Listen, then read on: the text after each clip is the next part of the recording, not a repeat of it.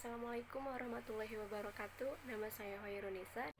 Saya Dian Nur Sofyani, NIM 1910111200593 akan menjelaskan materi bagian ancaman dan prosedur pengendalian siklus pengeluaran. Assalamualaikum warahmatullahi wabarakatuh. Nama saya Devi Sartika Agustin. Perkenalkan, nama saya Christopher Sewaldi, NIM saya 1910111200777. Baik, saya akan menjelaskan soal pengertian dari siklus pengeluaran. Siklus pengeluaran menurut Marcel Birami, siklus pengeluaran adalah rangkaian kegiatan bisnis dan operasional pemrosesan data terkait yang berhubungan dengan pembelian serta pembayaran barang dan jasa. Siklus pengeluaran melibatkan beberapa aktivitas yang berhubungan dengan pembelian bahan mentah, persediaan barang-barang dan jasa. Yang kedua yaitu tujuan utama dalam siklus pengeluaran adalah untuk meminimalkan biaya total, memperoleh dan memelihara persediaan, perlengkapan dan berfungsi sebagai berbagai layanan yang dibutuhkan organisasi untuk berfungsi. Kegiatan ini termasuk mengidentifikasi dan mendokumentasikan semua pengeluaran uang, menyiapkan order pembelian, menerima kiriman barang, dan mencatat persediaan. Di sini saya akan menjelaskan tentang tujuan utama siklus pengeluaran untuk mempermudah pertukaran kas dengan para pemasok untuk barang dan jasa yang dibutuhkan, di mana tujuan khusus yang terkandung di dalamnya meliputi 1. Memastikan bahwa seluruh barang dan jasa dipesan sesuai keperluan. 2. Menerima seluruh barang yang dipesan dan memverifikasi bahwa barang tersebut adalah valid dan benar. 3. Menjaga barang tersebut sampai dibutuhkan. 4. Memastikan bahwa faktur yang berhubungan dengan barang dan jasa adalah valid dan benar. 5. Mencatat dan mengklasifikasikan pengeluaran secara cepat dan tepat. 6. Mempuaskan kewajiban dan pengeluaran kas ke dalam perkiraan pemasok yang tepat di dalam buku besar utang usaha. 7. Memastikan bahwa seluruh pengeluaran kas berhubungan dengan pengeluaran yang sudah diotorisasi. 8. Menyiapkan seluruh dokumen dan laporan manajerial yang diperlukan yang berhubungan dengan barang dan jasa yang diperoleh. Ada 3 fungsi dasar sistem informasi akuntansi dalam siklus pengeluaran, yaitu 1. Memperoleh dan memproses data mengenai berbagai aktivitas bisnis. 2. Menyimpan dan mengatur data untuk mendukung pengambilan keputusan. 3. Menyediakan fungsi pengendalian untuk memastikan keandalan data dan penjagaan atas sumber daya organisasi. Assalamualaikum warahmatullahi wabarakatuh. Nama saya Hoirunisa. Di sini saya akan menjelaskan tentang aktivitas-aktivitas siklus pengeluaran. Ada 5 aktivitas dasar dalam siklus pengeluaran. Yang pertama, ada aktivitas permintaan pembelian barang dan jasa. Aktivitas ini dilakukan dengan menggunakan dokumen Purchase Requisition. Dokumen ini berisi daftar pemesanan yang meliputi tujuan pengiriman barang, tanggal pemesanan, nama dan jenis barang, dan kuantitas pemesanannya. Prosedurnya adalah tiap-tiap departemen diperbolehkan mengisi dokumen Purchase Requisition atas persetujuan dari manajernya.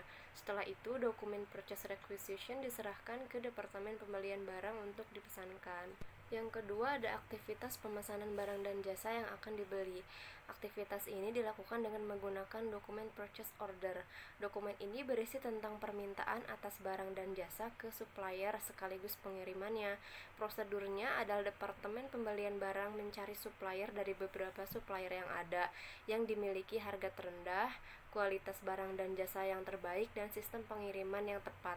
Departemen pembelian akan melakukan pemesanan dengan mengirimkan purchase order. Hal ini juga merupakan pengendalian perusahaan agar barang dan jasa yang dibeli sesuai dengan barang dan jasa yang dipesan oleh departemen yang mengajukan dokumen purchase requisition. Yang ketiga, ada aktivitas penerimaan barang dan jasa.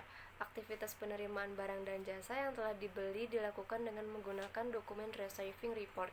Dokumen ini berisi tentang pengakuan penerimaan barang dan jasa yang meliputi tanggal diterimanya barang, jenis kuantitas barang yang telah diterima, asal pengiriman, dan nomor purchase order. Pada aktivitas ini dilakukan pencocokan faktur dan purchase order dengan tujuan untuk mengetahui apakah barang yang telah diterima sesuai dengan yang dikirim melebihi kuantitas yang dipesan, atau bahkan telah terjadi salah pengiriman. Maka barang yang bersangkutan akan langsung dikembalikan kepada supplier yang bersangkutan. Pada aktivitas ini juga mungkin dilakukan adanya retur atau pengembalian atas barang yang rusak saat diterima. Yang keempat ada aktivitas persetujuan faktur dari supplier. Aktivitas persetujuan dari supplier dalam rangka pembayaran atas pembelian dilakukan dengan menggunakan dokumen voucher package. Dokumen ini berisi tanggal pembuatannya, tanggal pembayarannya, serta jumlah harga barang dan jasa yang telah diterima berdasarkan source dokumen yang meliputi faktur, purchase order, dan receiving report. Pada aktivitas ini dilakukan pencocokan receiving report dengan purchase order dengan tujuan untuk mengetahui apakah semua barang yang dipesan sudah diterima atau dikirim semua.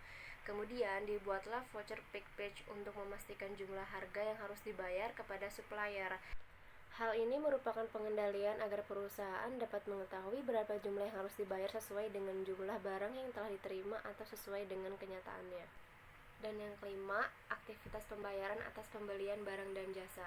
Aktivitas pembayaran atas pembelian barang dan jasa yang telah dilakukan dengan menggunakan dokumen pengeluaran kas. Dokumen ini berisi tanggal pembayaran, jumlah harga yang harus dibayar, beserta nomor faktur. Pada saat jatuh tempo pembayaran, pihak supplier akan menagih perusahaan sesuai dengan dokumen voucher package. Hal ini merupakan pengendalian perusahaan agar dapat mengetahui jumlah pengeluaran kas perusahaan. Di sini saya akan menjelaskan mengenai ancaman dan prosedur pengendalian siklus pengeluaran. Yang pertama yaitu dalam aktivitas pesan barang. Ancaman yang terjadi bisa seperti kehabisan atau kelebihan barang persediaan. Ini bisa dikendalikan dengan sistem pengendalian persediaan, catatan persediaan secara perpetual, teknologi kode gratis, dan penghitungan persediaan secara periodik. Dalam aktivitas ini ada ancaman-ancaman lain seperti meminta barang yang tidak dibutuhkan, membeli barang dengan harga yang dinaikkan, dan lain-lain. Di sini sudah ada pengendalian yang cocok dengan ancaman tersebut.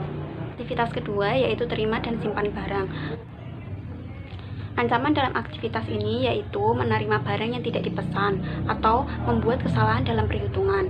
Ini bisa dikendalikan yaitu dengan minta bagian penerimaan, memverifikasi keberadaan pesanan pembelian yang valid, dan gunakan teknologi kode gratis. Dokumentasikan kerja pegawai, insentif untuk penghitungan yang akurat. Ada juga ancaman lain dalam aktivitas ini, yaitu mencuri persediaan. Ini bisa dikendalikan dengan pengendalian fisik, penghitungan periodik persediaan, dan rekonsiliasi perhitungan fisik dengan catatan. Aktivitas ketiga yaitu setujui dan bayar faktur dan vendor. Ancaman yang terjadi dalam aktivitas ini juga ada beberapa, seperti gagal menangkap kesalahan dalam faktur vendor, membayar barang yang tidak diterima, dan ini bisa dikendalikan dengan yang pertama seperti gagal menangkap kesalahan dalam faktur vendor itu bisa dikendalikan dengan periksa kembali faktur, pelatihan bagi pegawai bagian utang usaha. Jika membayar barang yang tidak diterima bisa dikendalikan dengan hanya membayar faktur yang didukung oleh laporan penerimaan asli. Pengendalian anggaran.